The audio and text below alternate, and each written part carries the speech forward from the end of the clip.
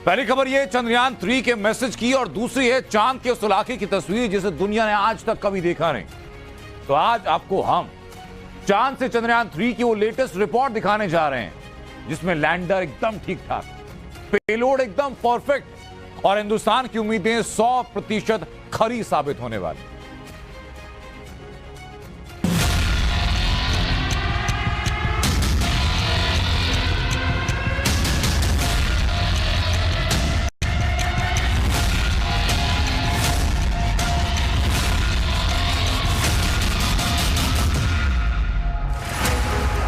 Welcome बडी, ये वो शब्द है जिसकी गूंज चांद से लेकर पृथ्वी तक सुनाई दे रही है।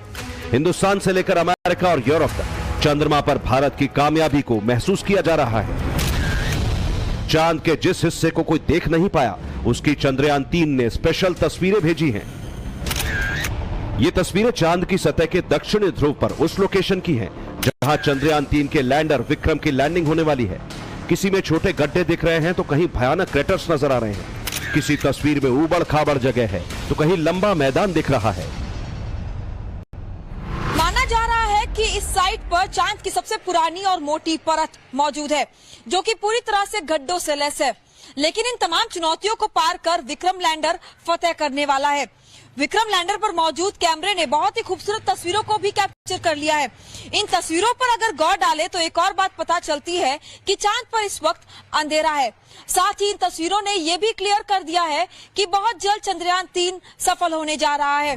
वही आइडियल साइट है हमारे लिए, बट कुछ अगर थोड़ा बहुत जरूरत पड़ी तो थोड़ी साइड में खिसक के दूसरी एक साइड पे जाएगा जो भी रिलेटिवली सेफ साइड रहेगी।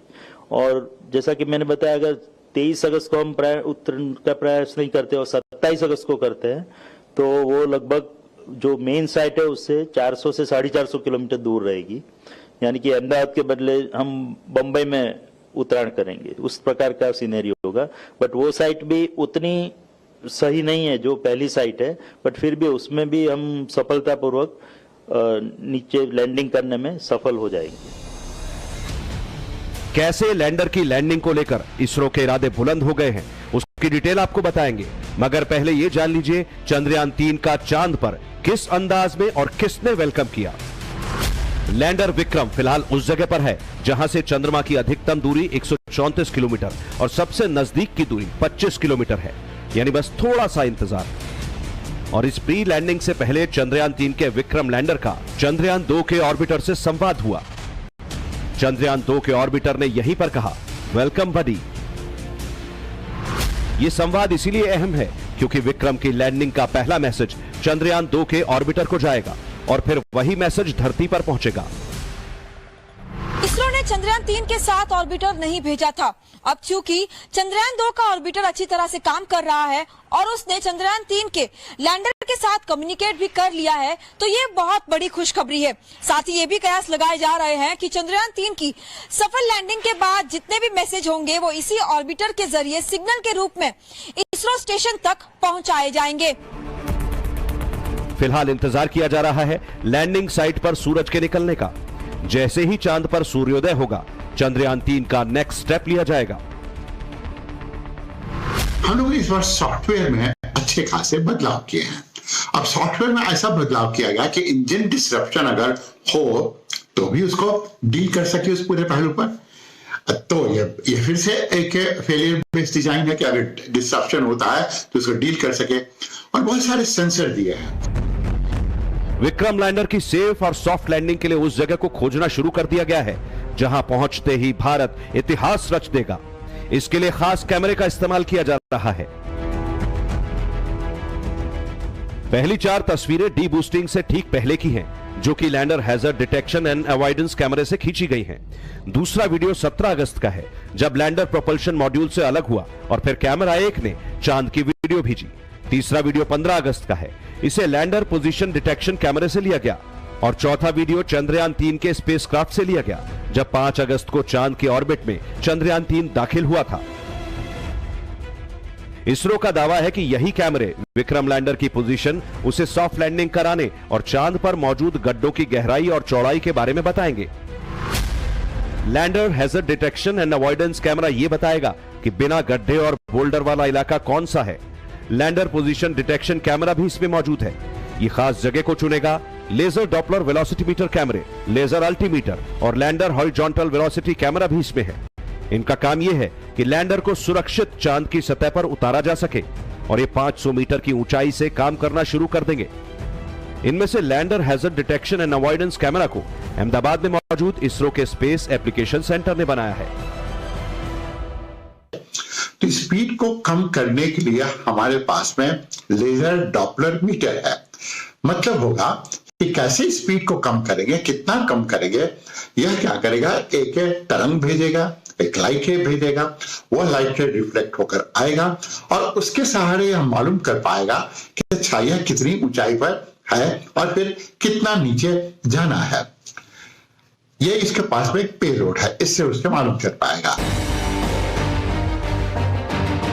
चांद के ऑर्बिट से चांद की सतह पर लैंडिंग करना आसान नहीं, इसीलिए हर सेकंड के साथ घटते जा रहे वक्त को इसरो बेहद क्रिटिकल बता रहा है। सबसे पहला काम है 25 किलोमीटर की ऊंचाई से लैंडिंग प्रोसेस को आसान तरीके से फाइनल स्टेज तक ले जाना, जिसके लिए लैंडर की मौजूदा रफ्तार 1680 मीटर प्रति सेकंड से घटाकर 2 मीटर प्रति सेकंड तक लाने का टारगेट है। इस प्रक्रिया में 15 से 20 मिनट लगेंगे, लेकिन यह इतना आसान भी नहीं। वैज्ञानिक भाषा में कुछ ऐसी बातें हैं जिनका बेहद खास ध्यान रखा जाएगा। मसलन लैंडर जब सॉफ्ट लैंडिंग करेगा तो ग्रेविटी पर नजर रहेगी। लैंडिंग के लिए समतल जगह चुनी जाएगी। लैंडिंग के वक्त इंजन में सही मात्रा में प्रेशर क्रिएट करना होगा। थ्रस्टर्स सही तरीके से ऑन रखने की चुनौती है। नेविगेशन सही मिल रहे हैं या नहीं, इस पर भी नजर है। कई और चैलेंजेस आने वाले हैं जिन्हें पार करना होगा और ऐसा होने पर सॉफ्ट लैंडिंग हो जाएगी।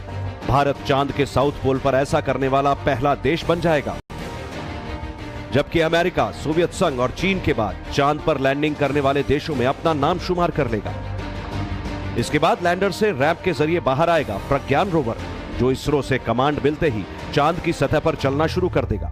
जैसे जैसे रोवर आगे बढ़ेगा, इसके पहिए चांद की मिट्टी पर भारत के राष्ट्रीय चिन्ह अशोक स्तंभ और इसरो के लोगों की छाप छोड़ेंगे।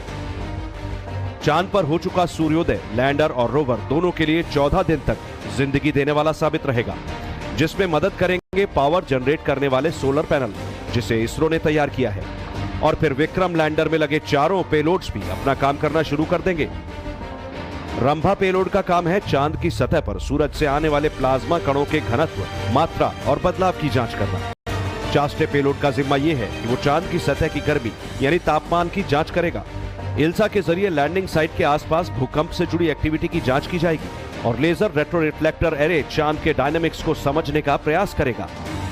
The last time when after the landing the process, we have gone through the data what we generated in that on flight. So based on that, corrective measures have been taken, and also that is not only that one, we did something more than what we corrected, and wherever that margins are less, we enhanced that margins. And at the same time, that when that sensors are not functioning, and wherever they're possible, the appropriate redundancy is put it. So that way, this time the system is because based on the lessons we learned from Chandrayaan-2. So this time, the system is going with more ruggedness.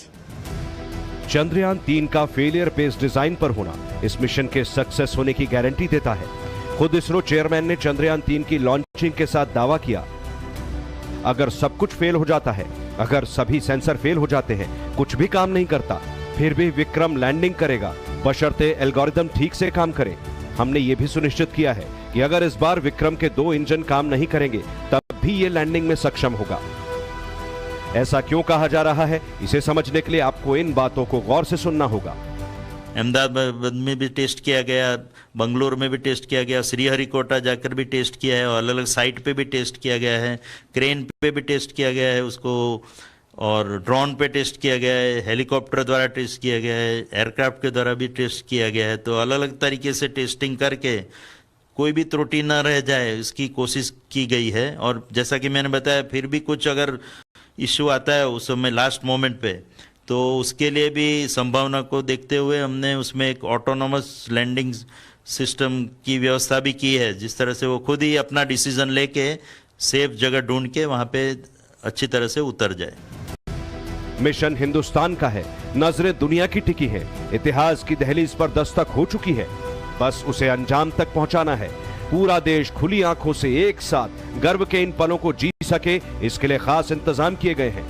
23 अगस्त 2023 की शाम 5:27 से चंद्रयान 3 की live coverage देखी जा सकती है। Bureau report, times now Navbharat. ISRO भले ही चंद्रयान 3 की सॉफ्ट लैंडिंग के लिए लाइव टेलीकास्ट करेगा, मगर टाइम्स नाउ नवभारत आपको बारीक से बारीक डिटेल लगातार बता रहा है। और अगले करीब 40 घंटे बेहद अहम है।